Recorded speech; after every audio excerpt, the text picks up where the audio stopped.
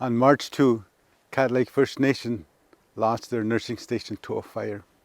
Cat Lake has only 5 days of in-person physician services each month, which is 60 days per year, but no doctors the rest of the time. All they had is one nursing station. That nursing station functioned as the only health service. My name is Chief Russell Wesley. I'm from Cat Lake First Nation.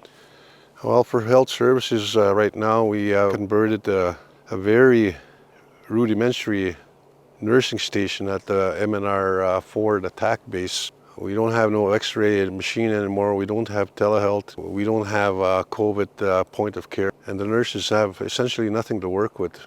Hi, my name is Marianne Kiwikabo. I'm the health director for the community, and I work closely with the nurses. We lost everything, all our medical care, everything the nurses need, all our medical records. Yeah, we lost everything.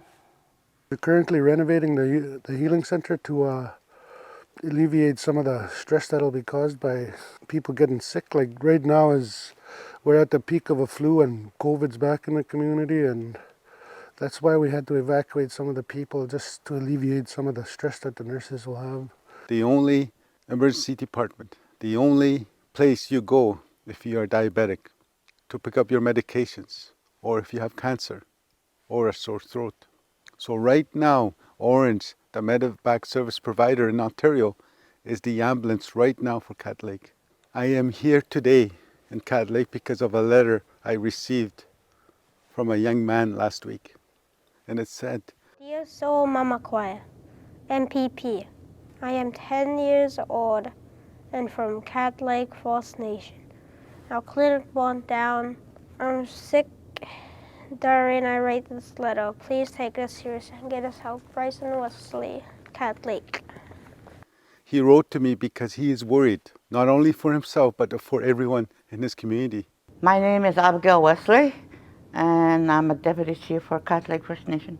We have absolutely nothing in the community. Although we have a makeshift clinic, it's not enough. So before we were even approved to be evacuated, that I was looking at trying to send people out that are vulnerable. It is devastating for everybody. I felt like we weren't safe, like it wasn't safe to be out there.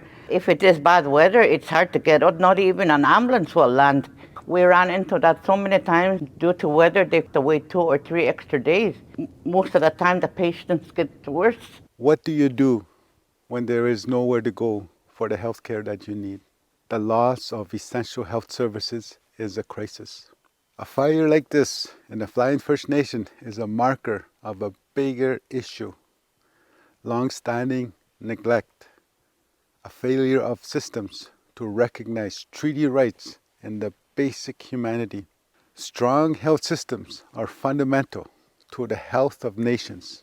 And right now, a good functioning healthcare system in the north is minimal at best and non-existent at worst.